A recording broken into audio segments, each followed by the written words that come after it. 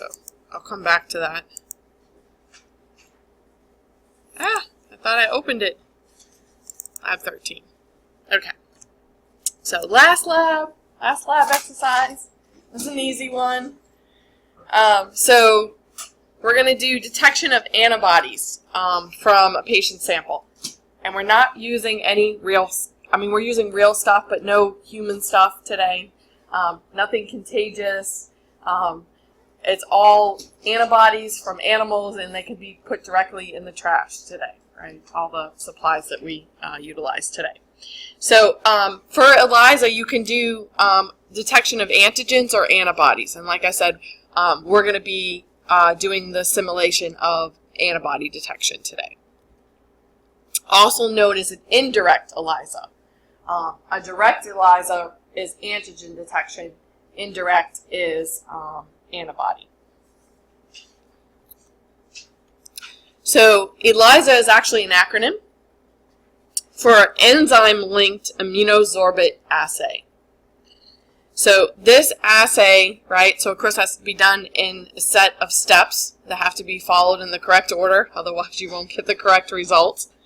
Involve the use of an enzyme that is linked to an antibody and is actually the second antibody you utilize in this protocol. So you have your enzyme represented here in this drawing as this cute little Pac-Man thing. And then you have the antibody. And as I said, the two of them are linked to each other, right? They're connected to each other. Immuno refers to immune system, right? An antibody is a product of your immune system. Sorbent, we actually produce a color change in this reaction. So some terms, an antibody is said is a product of your immune system. It's made by specialized white blood cells called plasma cells, which are derived from your B lymphocytes, sometimes just referred to as your B cells. Antibodies have the ability to bind to specific antigens. What an antigen is a foreign substance that stimulates our immune system to respond. And of course, the most common response of our immune system is the production of antibodies. In testing, we actually, as I said, that's a second antibody that has the enzyme linked to it. That is a special type of antibody and that it binds to other antibodies. So this is what we call an immunoglobulin antibody. Immunoglobulin is another name for an antibody. And instead of saying anti-antibody antibody, wow, that's a mouthful, right? We kind of substitute one of the antibodies with the word immunoglobulin because it means the same thing. And so it's not as cumbersome to say anti-antibody antibody, right? So we say immunoglobulin antibody, which just refers to an antibody that binds to antibodies, right? So typically an antibody binds to an antigen, right? And in this case, these antibodies we're using bind to other antibodies. So that for them, the other antibody is the antigen. And this will make more sense as we go through.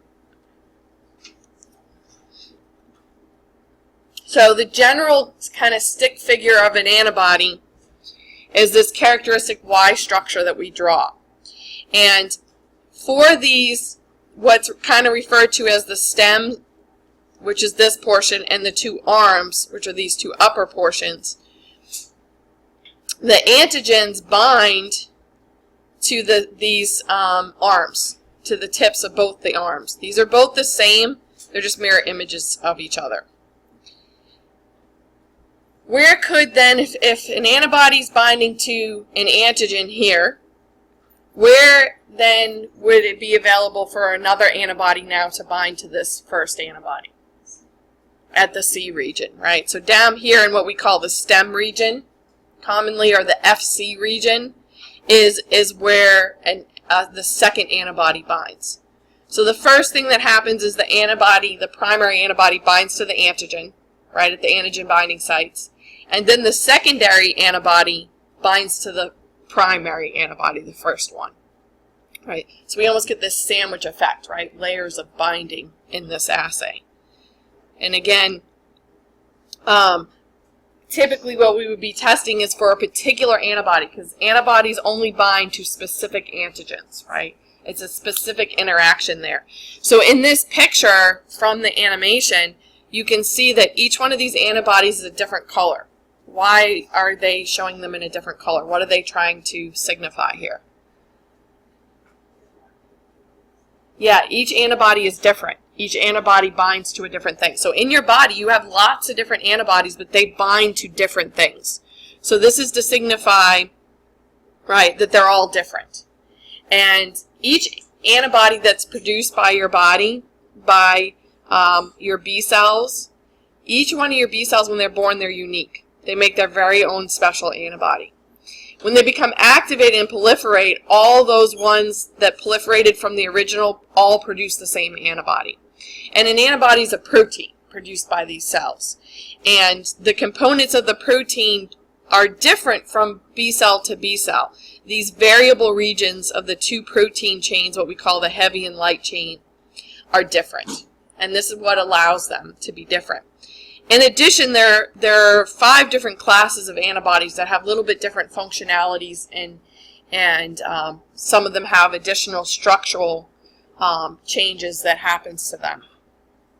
We're not going to get into the different classes, right? If you're in lecture class, you probably went over that. The important thing here is, again, that even on the antigen, it's binding to a really small portion, what we call the epitope, right? So antibodies bind to antigens, as you saw in that, and it's a very specific binding. This is referred to as serum antibodies. Your blood, the liquid phase of your blood, is referred to as plasma in your body. If your blood does not clot, then it's you're getting what's called plasma. When your blood clots, all those clotting proteins go into the clot itself.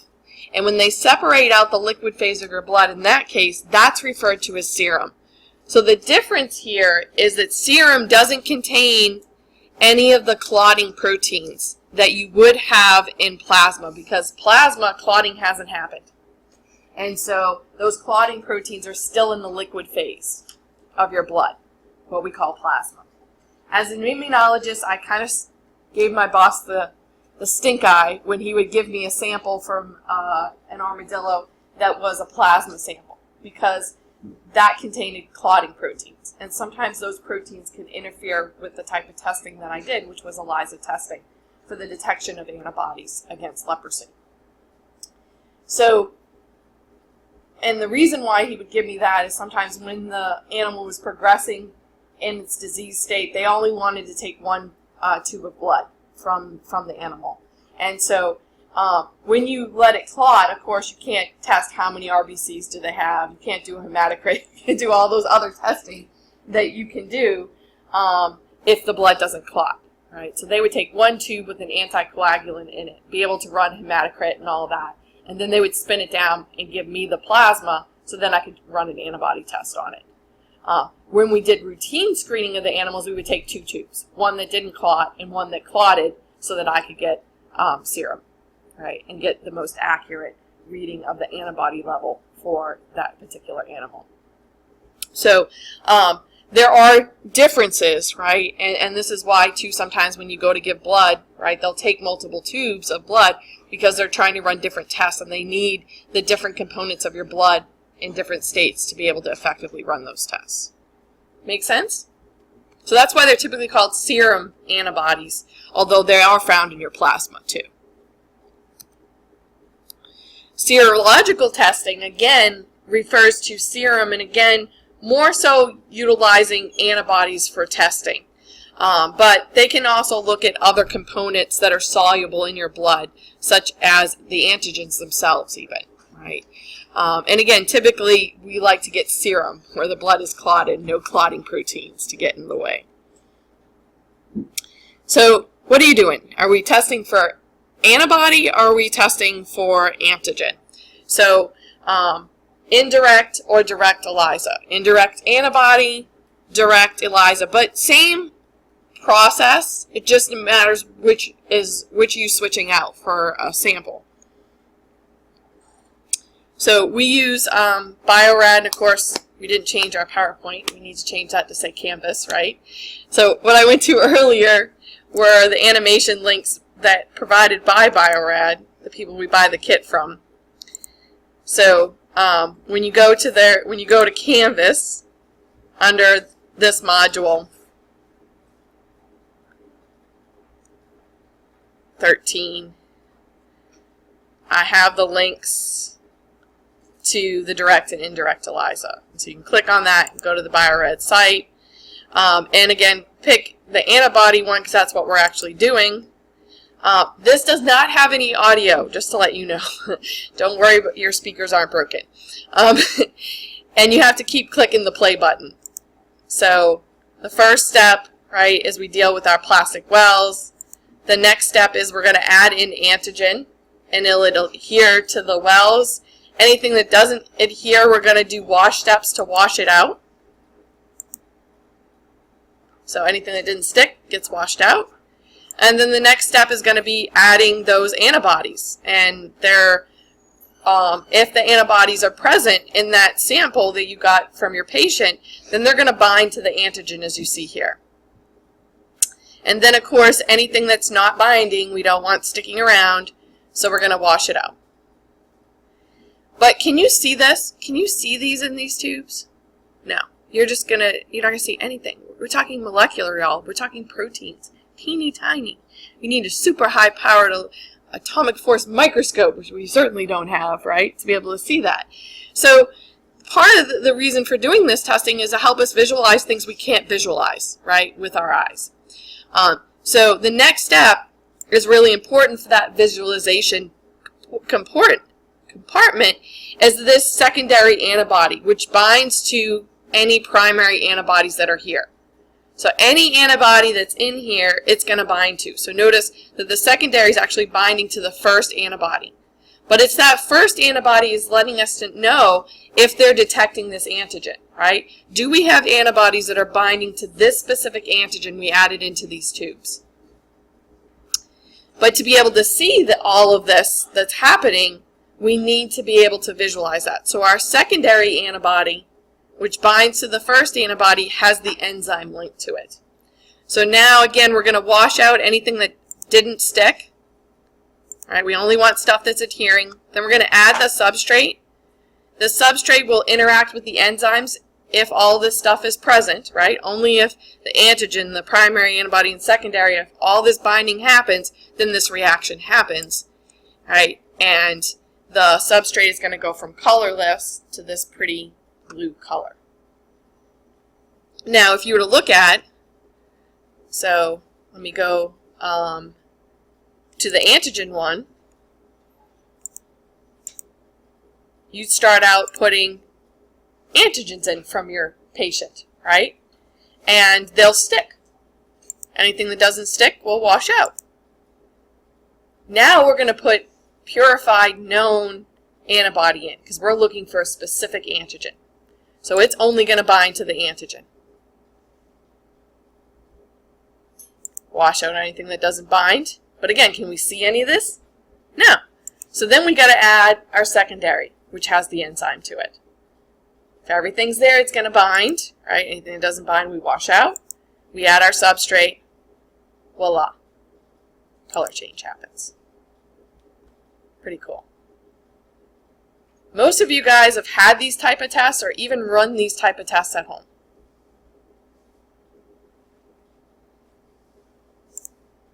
You've had them run on you, or you have done it yourself. So, why would we want to do an antigen detection? Right? You would have a mixture, again, of antigens from your patient. And we would have commercially available primary antibody that only binds to the antigen we're looking for. Right? And then again, using that secondary with the enzyme linked to it, we would be able to tell if you have that particular antigen we're looking for. So the type of tests that do that are rapid strep tests, right? They're looking for the antigen associated with Streptococcus pyogenes that causes strep throat. Ovulation testing, they're actually looking for the hormone, which can be an antigen that an antibody binds to. Same thing with pregnancy testing. We're looking for a hormone that you produce during pregnancy.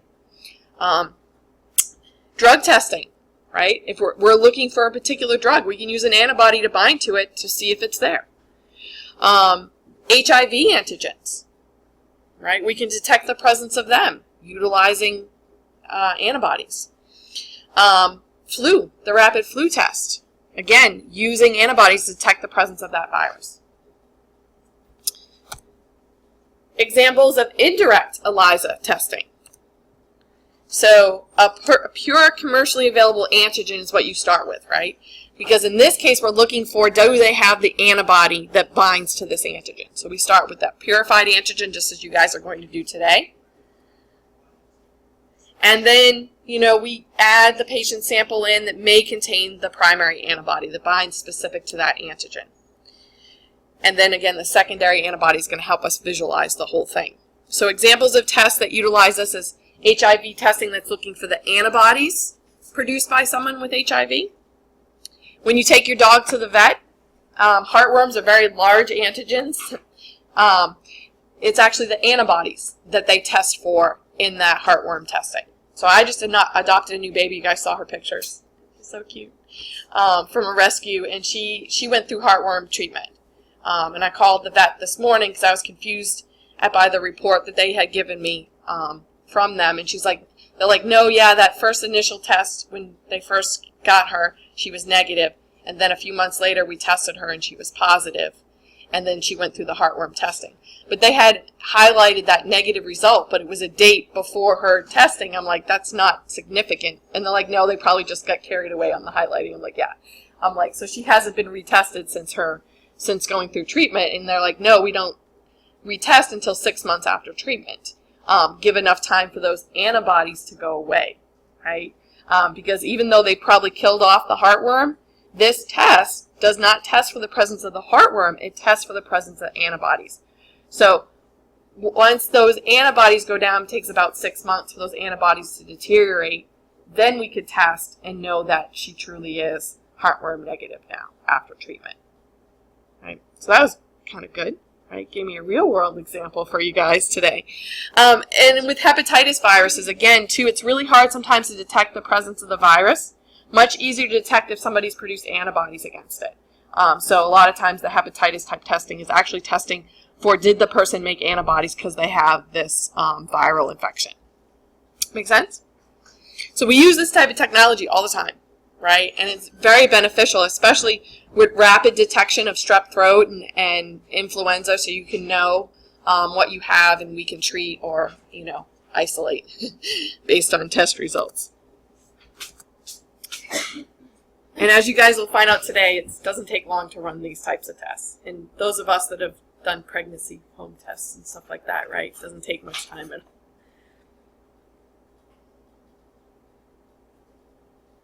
So with HIV, this affects helper T cells, a very special set of T cells known as your CD4 T cells.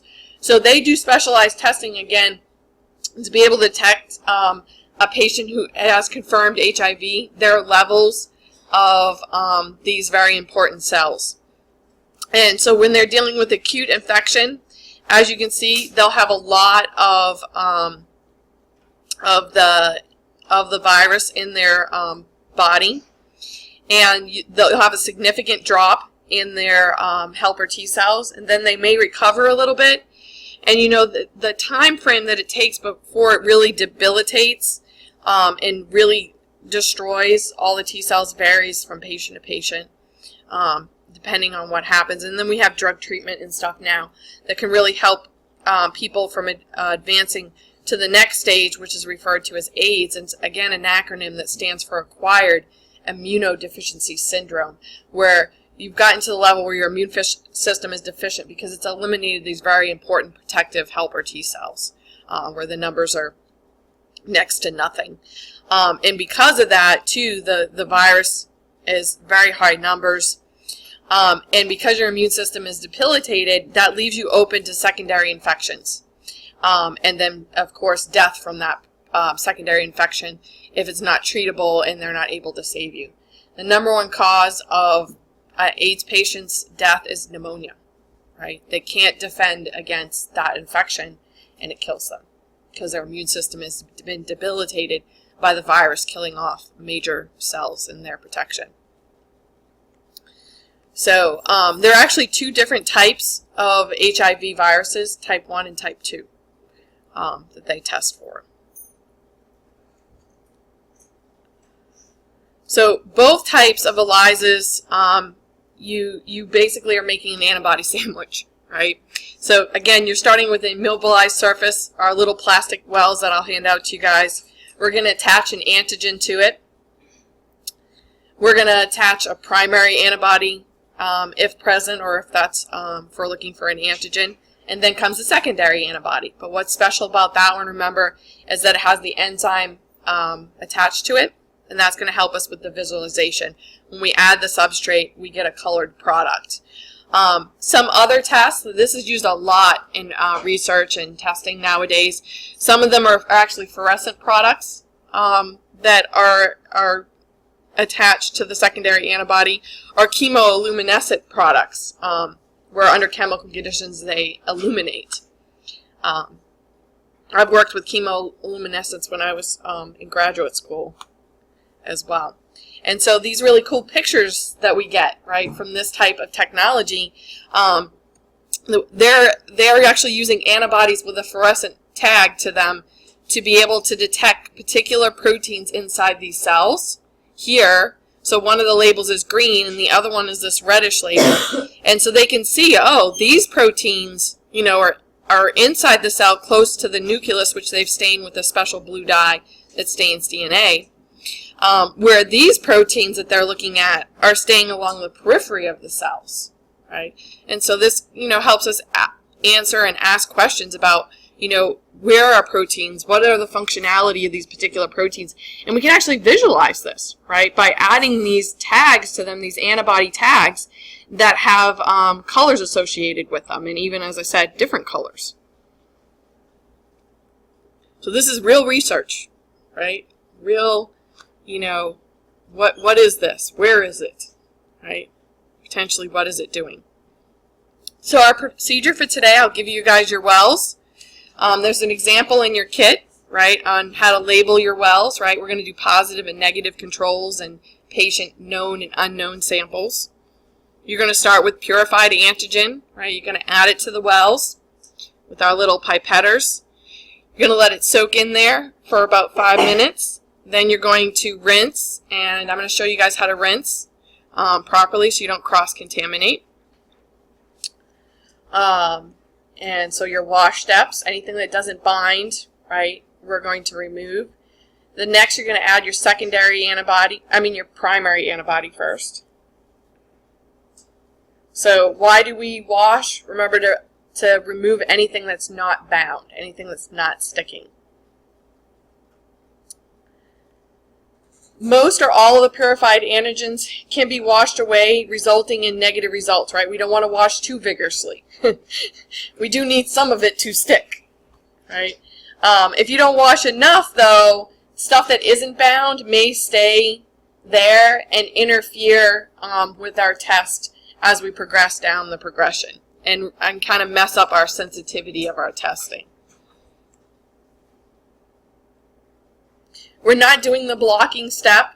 The wash buffer we utilize helps stop the antibodies from binding to just the wells and will keep it to binding just to the antigen that we're putting in the wells. So we don't have to worry about doing that step. You're going to, as I said, do positive controls. Why do we do positive controls, and what's going to be in our positive control? So the first step was adding antigen. What's the next step? Primary antibody, right? That binds to that specific antigen. So that's what our positive control is going to have in it, right? Because that's what we're testing for. The antibody that specifically recognizes the antigen we started with. So what's the purpose of positive controls? Yeah, make sure that our test is working properly so we know what positive looks like too as well. Right, so the system is working properly, we know what positive looks like. Why do we do negative controls? Because what's the question that we're asking here? The positive control means, right, that the primary antibody is present. So we want to make sure too that that's the only thing that's going to give us a positive result. So we need negative controls, right, to make sure there isn't anything else that's going to cause things to be positive. So if we get negative results in our positive controls, what could have gone wrong? We may have washed too much. We might have added the wrong reagents. The reagents may have been expired and too old to work properly.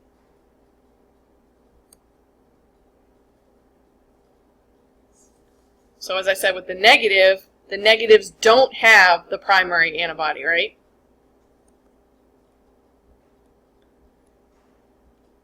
And again, we want to make sure you can't get positive results without the primary antibody. That's the only thing that's going to give us a positive. What are possible causes of ending up with positive results in our negative controls? So what could have you gone wrong? Failure to wash, right? If you don't wash stuff out. Contamination. And this is why, again, I'll show you how to properly wash so you don't get contamination. Stealing my scissors. How would positive result in all the negative wells affect your interpretation of your results for your given patient? So if your controls don't come out as expected, yeah, you question your results, right? You don't, I mean, how the heck did something that was supposed to be negative come out positive? You're not going to trust the results for your patient. You're going to throw that out and start over again. Especially if you're doing testing for like something like HIV. You don't want to tell somebody they've got it and they don't. You freak them out.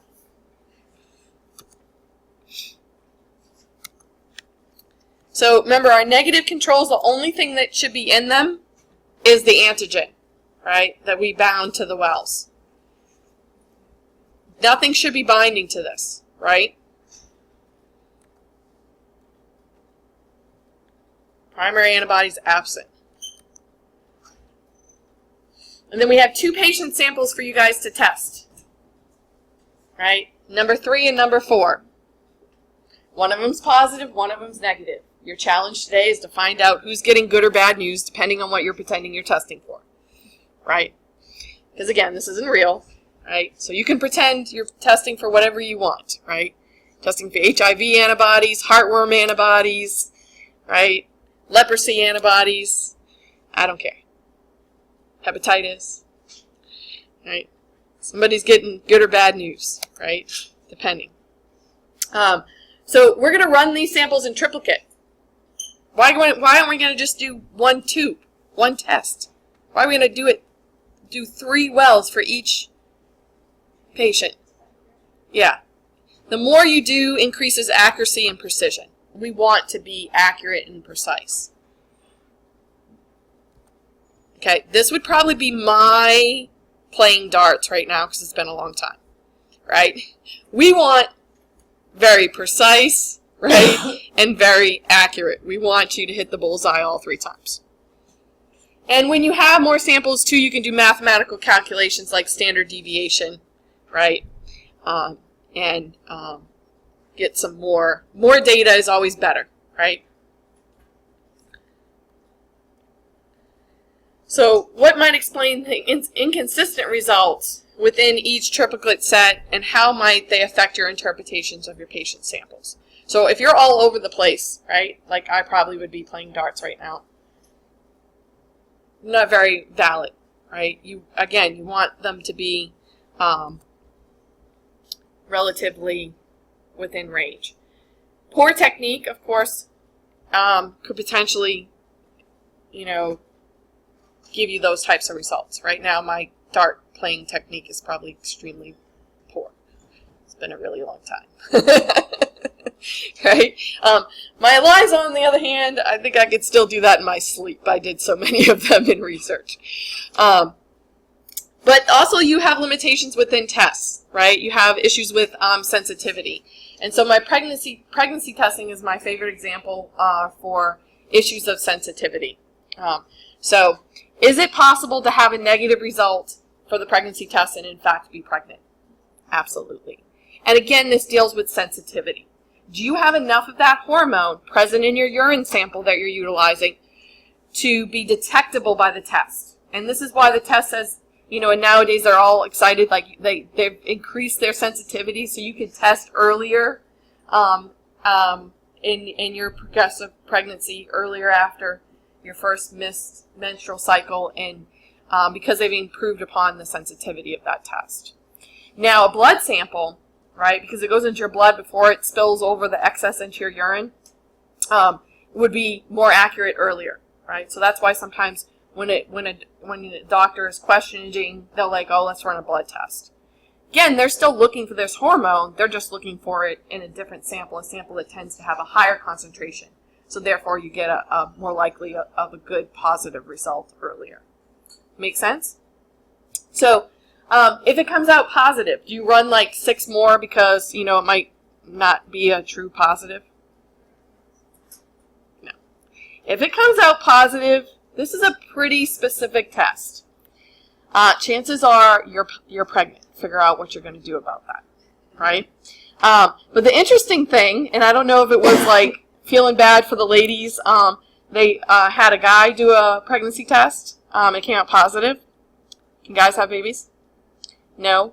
But apparently something that guys overproduce when they have testicular cancer is also similar to the hormone that is produced during pregnancy for women. And so they've actually started using pregnancy testing as an early detection for testicular cancer for men. Who knew? Right? So, I don't know. But, you know, they're supposed to palpate just like we're supposed to palpate our mammary glands. They're supposed to do that on a regular basis as well, because you can get lumpy testicles too. I had a friend lose his testicle to that. So, it happens, right? So, any variability, of course, cast out, right, on our patient samples. We don't want inconsistent results. So, we're going to be looking at this as a qualitative assay, just like pregnancy testing. Is it positive? Is it negative, right?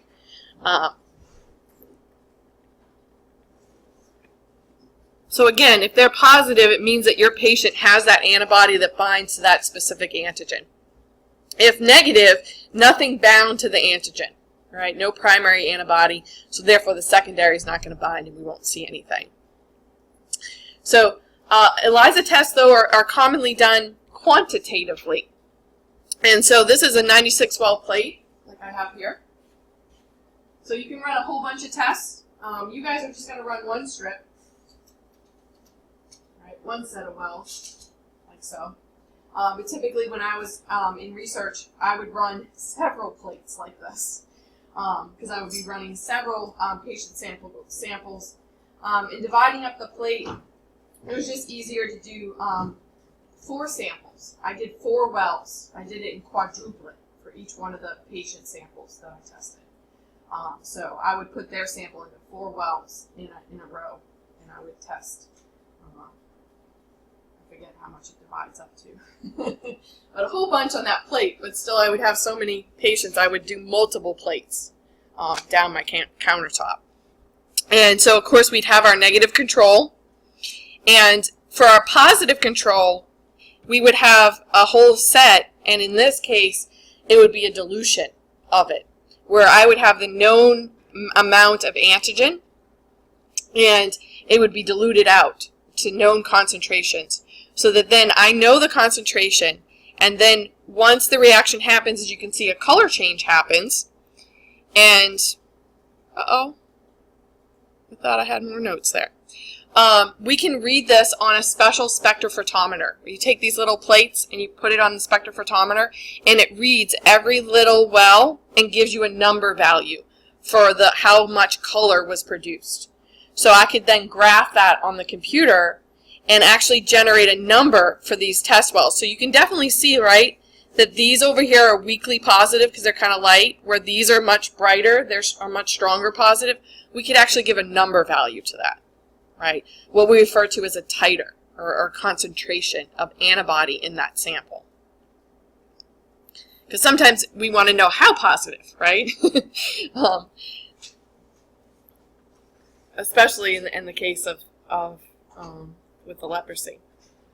So again, we're going to wash twice. Anything that's not bound, we want to rinse out. Remember, we don't want to wash too vigorously because we're going to remove our stuff that's bound. We definitely don't want that to happen because we'll end up with false negative results because we just washed everything out. If we don't wash enough, though, again, we get stuff staying behind that's not binding, and it can affect the accuracy and sensitivity of our test. So our second wash,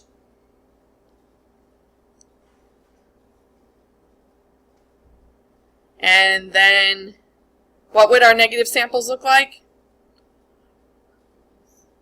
Just antigen in them, right? Of course, we don't see this, but just antigen. No antibodies bound, right? No antibodies should have been in that sample if it's negative. Now we got to add the secondary, the conjugated antibody. This is the one with the enzyme linked to it. That's going to bind to any primary antibody that's present. You let it sit for 5 minutes. Each time we add these things, right, we let it sit for 5 minutes before we rinse out, allow time for the binding. What does the secondary antibody bind to? Just the primary antibody. That's important because that's what we're trying to detect. Again, negative sample, just antigen. No primary, therefore no secondary binding. This time you're going to wash 3 times. Again, we're not going to wash too vigorously, but we need to wash enough.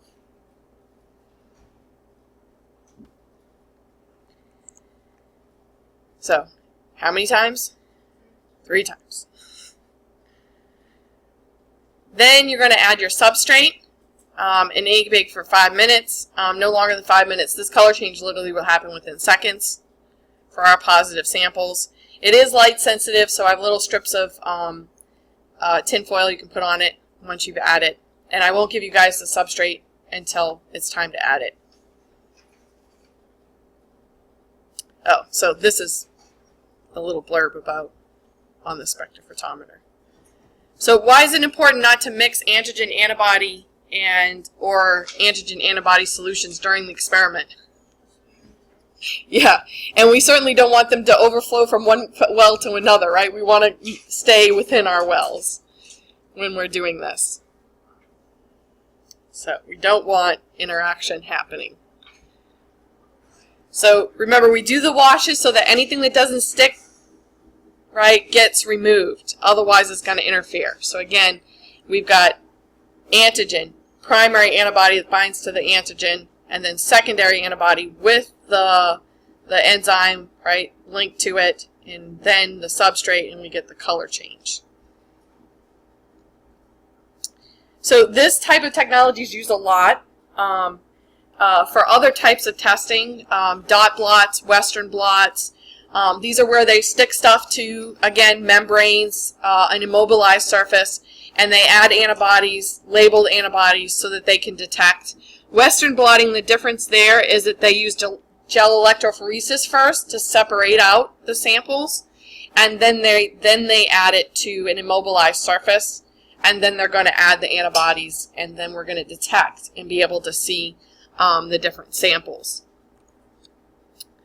So affinity chromatography is like indirect ELISA in that they're utilizing and trying to get the antibodies, right? Where these, they're wanting to know what antigen do I have here, right? What substance is here, and we're using antibodies to detect that. So any of you guys that are interested in biotech, right? And we had our open house last Thursday night.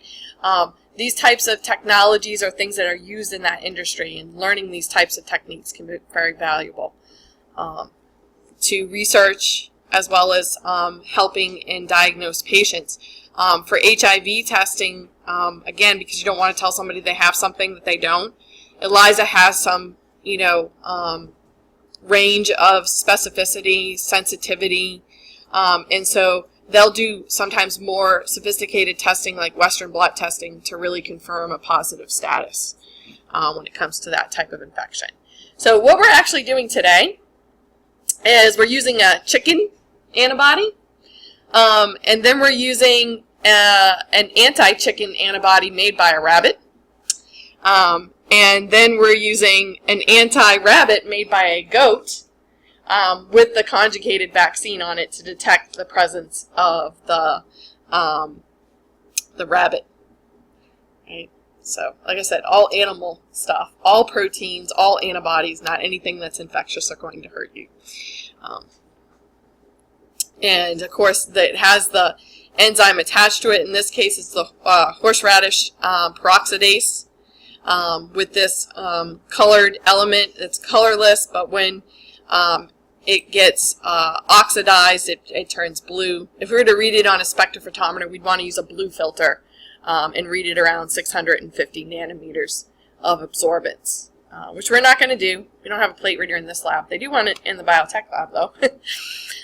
So again, globulin refers to antibody. IG refers to immunoglobulin antibody. And in this case, class G antibodies is what we're using. Because remember, there's 5 different classes of antibodies. So, a whole bunch of antibodies. So, we're going to use these little squirty pipetters, though, for doing our wash steps. So I'll show you guys how to use these again and help you out. The good news is we don't really have to measure accurately. I don't really do what Peter says here. I don't try and put 250 microliters in each one of those. I just kind of fill it up halfway, and I'll show you guys how to do that. The important thing is you got to get some in there to rinse out those wells. So our tubes that you guys are using today are color-coded. For ease, I prepped this lab. So labeling like a gazillion tubes is not fun. So I use the color code system that's in your book, except for one of them is different from your book, and that's the substrate one. The manufacturer I purchased the tubes from, for some reason, doesn't have a brown tube in the kit, but it has an orange one, so it's close enough for all the colors. So